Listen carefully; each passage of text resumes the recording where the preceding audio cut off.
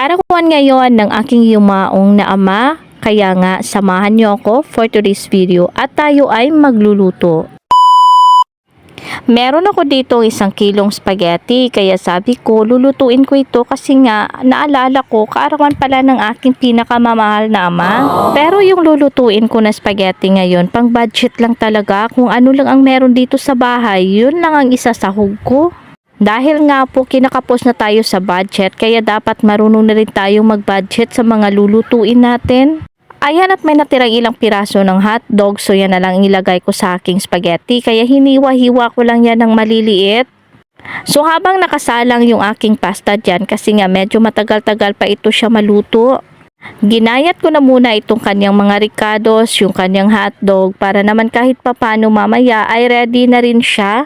Ayaw ko sanang magluto kasi sabi ko magbibisita lang kami sa sementeryo, kaso lang naalala ko ay gasunggot kilito kung hindi mo paglutuan. So ayan, at may 1 kilo ako dito na pasta, yun na lang ang lulutuin ko para naman kahit papano ay masasaya din ang aking tatay, di ba?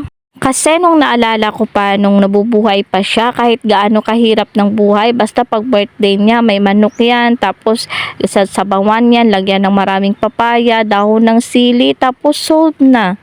Masaya na kami sa konting handa, basta sama-sama ang buong pamilya. Ayan, at may natira pang 1 lata na meat sauce, kaya sabi ko instead na magkarne ako, ito na lang ang ilalagay ko. Nagpainit na ako ng kawali, nilagyan ng mantika, and then sinunod ko na rin itong aking mga hotdog. And then maya-maya ay nilagay ko na din itong aking spaghetti sauce. And then inilagay ko na rin itong kanyang tomato sauce. So wala na akong karne dyan kasi nga wala na nga tayong budget, diba?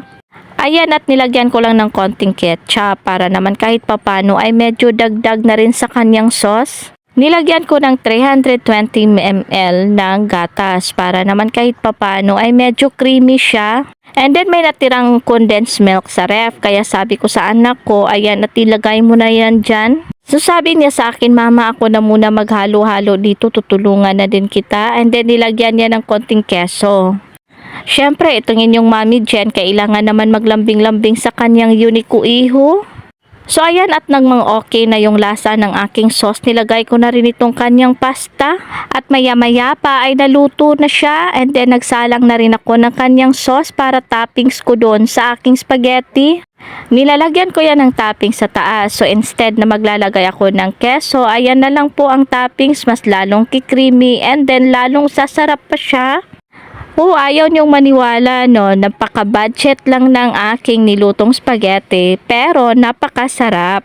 Tinipid ko lang siya sa kanyang mga ricados kasi nga kulang talaga ako sa budget, pero sa sarap, hindi talaga yan tinitipid. So ayan, at may 1 kilong manok ako dito, kasi sabi ko i-adobo ko na ito para mamaya ay may uulamin kami. Pero kaso lang naalala ko sobrang dami pala namin, kaya sabi ko sabawan ko na lang ito para na kahit papano ay magkasya sa amin. Kasi kailangan pag malaking pamilya, kailangan marunong kang mag-budget kasi nga kung hindi ay nakukulangin ka talaga. So ayan, at pagkatapos kong binalatan yung papaya, nagpainit na din ako ng mantika, and then nilagyan ko yan ng kanyang mga ricados, sinama-sama ko na lang lahat. And then ayan po, at sinunod ko na ang aking manok. Ang tawag sa luto ko na ito ay papait. Ito rin po ang specialty dito sa aming bayan, papait. So dyan na point, medyo nagmamadali na kami kasi tanghaling tapat na, kasi nga bibisita pa kami doon sa tatay namin sa sementeryo. Ako lang mag-isa magluto kasi nga mas gugustuhin ko pa na ako lang ang magluto kaysa sa kanila, kasi hindi ko talaga type char.